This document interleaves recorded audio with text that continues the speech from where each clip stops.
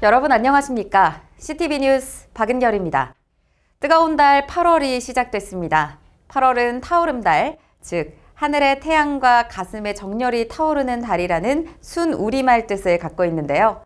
무더위로 위축되기보다는 열정, 정열의 모습을 떠올리면서 힘차게 살아가는 한 달이 되면 좋겠습니다. 그 기대를 담아 CTV 뉴스 시작하겠습니다.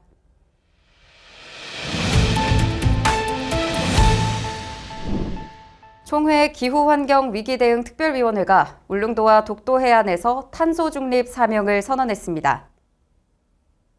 교단 내 대표적인 기후운동기구인 위원회는 탄소 중립을 위한 활동을 꾸준히 이어왔습니다.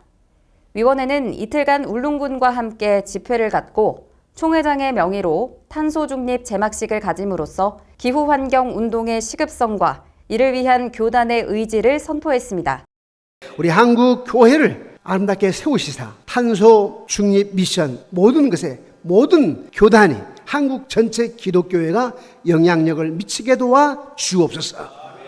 탄소 중립은 대기 중 온실가스의 증가를 막기 위해 탄소 배출을 줄이는 운동으로 우리나라는 2050년까지 탄소 배출 제로를 목표로 하고 있습니다. 위원회는 지난 2월 서울시와 기후환경협약식을 체결한 데 이어 지난 4월에는 백령도를 방문하는 등 탄소 중립 운동 확산에 기여하고 있습니다.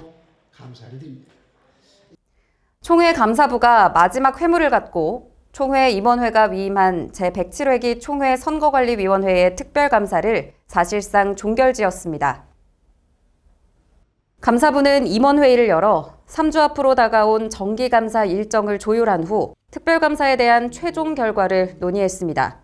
감사부는 107회기 총회 선거관리위원회에 대한 특별감사 결과 후보 심의 과정과 재정 운용 및 지출에서 문제성이 지대하다며 관련자 징계가 불가피하다는 최종 결론에 도달했습니다.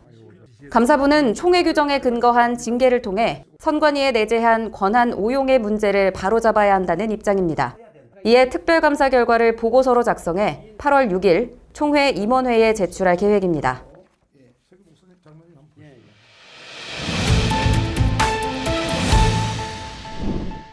총회 이슬람대책위원회가 서울 지역을 끝으로 이슬람 아카데미를 마쳤습니다. 우리 사회에 깊이 들어온 이슬람을 오롯이 주목하는 시간이었는데요. 막연한 이슬람 혐오에서 벗어나 다문화 사회를 구성하는 이웃으로 또한 전도의 대상으로 그들을 인식해야 한다는 것에 공감한 시간이었습니다. 어느새 교회 곁에 다가온 무슬림, 그들을 어떻게 이해하고 마주해야 할지 김희돈 기자가 소개합니다. 토요일 오후 시리아 어린이들이 한자리에 모였습니다. 아이들은 매주 이곳에서 미술 수업을 받습니다. 수업 장소는 서울 장안동의 신봉교회. 아이들의 엄마들은 담임 목사의 목양실에서 한글 수업을 받습니다. 이처럼 이슬람은 우리와 멀지 않은 곳에 있습니다. 교회에서도 무슬림을 만날 수 있는 시대가 됐습니다. 총회 이슬람대책위원회가 주관해온 이슬람대책 아카데미 역시 이러한 변화를 반영했습니다. 전국 교회와 우리 교단 산하의 지도자들이 이슬람에 대한 경각심과 또 이슬람에 대한 바른 이해를 가지고 한편으로는 경계하고 또 한편으로는 선교의 대상으로 삼고 사랑하는 투트랙으로 나가는 것이 우리가 존재하는 이유라고 생각을 하고 있고요. 이슬람대책 아카데미는 다문화 사회를 이루는 한 축의 이웃으로서 무슬림을 이해해야 함을 강조하는 장이 됐습니다. 어느새 우리 사회 깊숙이 들어온 이슬람을 교회와 총회가 더 이상 거리를 둬서는 안 된다는 게 핵심이었습니다. 칼빈은 이슬람의 교리적, 신학적 잘못을 단호하게 배격하고 비판했지만 무슬림이 구원의 대상으로 본 거예요. 총신대 유해석 교수는 이슬람에 대한 존 칼빈의 견해와 한국 교회의 적용을 통해 이슬람을 전도의 대상으로 강조했습니다. 교단의 정체성 차원에서 무슬림 전도의 당위성과 필요성을 짚은 겁니다.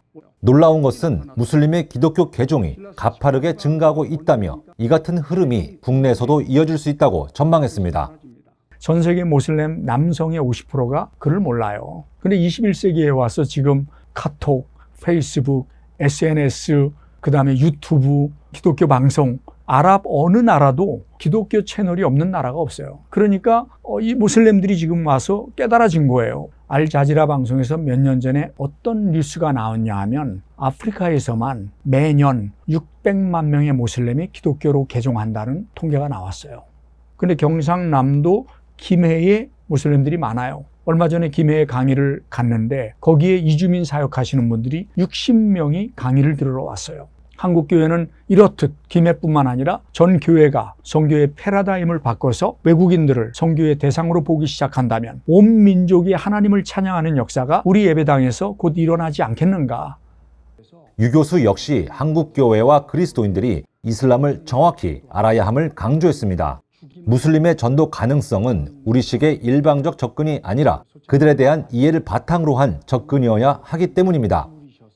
이 땅에 와 있는 이주민들이 얼마나 힘들게 하루하루 살아가는지 몰라요. 따라서 우리 교회가 그들을 그리스도의 사랑으로 나그네를 환대하라는 주님의 말씀의 실천으로 다가가는 방법 외에는 또 좋은 친구가 되는 것 외에 다른 방법은 없다. 물론 우리가 전도지도 만들어주고 성경도 나눠주는 거 중요하죠. 그러나 그것 이전에 착한 그리스도의 삶을 보이고 그들을 가정에 초대해서 함께 식사하고 그리스도의 사랑을 실천할 때 그들의 마음의 문이 열릴 때 그때 그들에게 복음을 전할 수 있는 기회는 얼마든지 있다.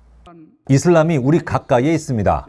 오랜 시간 교회의 선교 대상이었던 그들이 교회의 이웃이 됐습니다. 교회가 그들에게 새롭게 다가가야 할 이유입니다. CTV 뉴스 김희돈입니다.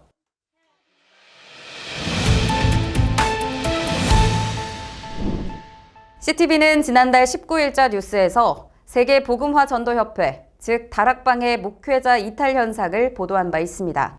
한국기독교 이단상담소 협회장 진용식 목사는 다락방의 집단 탈퇴 현상은 이미 예견된 일이었다며 다락방 내부의 성비위 문제와 분열은 결국 다락방 교리의 한계를 보여주는 것이라고 분석했습니다. 다시 드러난 다락방의 이단성과 탈퇴자에 대한 한국교회의 수용 등 다락방과 관련한 실제적인 재현을 이단 전문가 진용식 목사에게 들었습니다. 그 다락방 교리는 우리가 지금 한국의 국외교단에서 2단으로 규정했기 때문에 다락방 교리가 아주 여러 가지 그 이단설이 많은데 그 김기동의 베레아 귀신파 그 교리하고 그 다음에 지방교회 오치만지 사상하고 이걸 혼합해서 만들어 놓은 게 다락방 교리입니다. 그 이단이라는 게 겉에 분간할 수 없도록 양의 옷을 입는 게 있어요. 다시 말하면 장점이 있다는 거죠. 그래서 사람들은 그것만 보고 이단에 빠지는 거예요. 근데 이제 다락방 같은 경우는 양의 옷이 뭐냐면 전도라는 거예요. 특별한 무슨 전도 비법 같은 게 있는 건 줄 알고 거기 몰려갔다가 거기 빠진 겁니다. 이제 처음에 다락방 시작해서 할 때부터 좀 예측을 하고 있었습니다. 왜 그러냐면 이 사람들이 다락방에 들어갈 때는 전도를 하기 위해 들어갔어요. 그럼 전도를 하면 뭐 자연적으로 교회가 성장하죠. 전도하면. 그런데 지금 다락방에 들어가서 전도를 해서 교회가 성장한 교회는 거의 없습니다. 이게 안 되니까 자연적으로 갈등이 생길 수밖에 없고 유광수 목사 자신 문제뿐만 아니라 전체 그 교회 목회자들이나 이런 사람들이 거룩성을 잃어버리다 보니까 신앙에 갈등이 오게 돼 있어요. 사실은 뭐 한 10년 전, 한 15년 전 그때부터 계속 그런 저한테 찾아와서 상담을 요청하는 사람이 많았어요. 이런 현상 문제는 전부 다 이게 교리적인 문제에서 온다. 그러니까 이게 흔들릴 수밖에 없고 앞으로도 더 많이 나오고 존재하기 어려울 겁니다.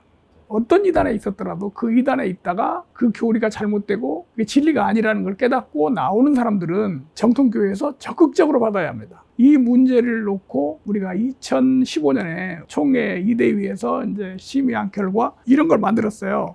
이단 사이비 규정 지침서. 우리 합동측 교단에서 사용하는 건데 이단에서 깨닫고 돌아오는 사람은 우리 합동측에 지금 현재 인준되어 있는 이단 상담소에 가서 일정의 소정의 교육을 받아야 된다는 거죠. 이제 그리고 나서 목회자일 경우에는 우리 총신에서 다시 신학을 해서 목회자가 일할 수 있도록 하는 게 이게 지침서 내용입니다. 이단들을 돌아오게 하는 것도 전도거든요. 지난번에 101명인가 이렇게 나오셨는데 나온 분들이 제일 이제 고민이 어떻게 정통교회에 들어가서 사역할 것이냐 이런 생각이 있을 거고 또 한 가지는 이단에서 나온 사람들의 생리가 자기 감추고 싶어요. 근데 그거는 절대 지혜롭지 못한 내용이에요. 왜냐하면 가서 활동을 하다가도 다 밝혀져요. 근데 처음에 내가 밝히고 들어갔으면 떳떳한데 말 않고 있다가 밝혀지면 그거는 이제 허물이 되는 거죠. 오히려 그게 더 안 좋은 꼬리표입니다. 그러니까 각계 전투를 하지 말고 이렇게 총회 쪽으로 해서 하는 게 아주 좋은 방법이라고 생각합니다. 근데 한 사람 한 사람 총신에 들어가 신학하려면 어려우니까 총회에서 어떤 딱 대책을 세워서 한꺼번에 100명을 그러면 우리가 이 총회에서 받겠다 해가지고 딱 하면 아주 좋게 될 거예요. 다음 주 교단의 주요 일정입니다.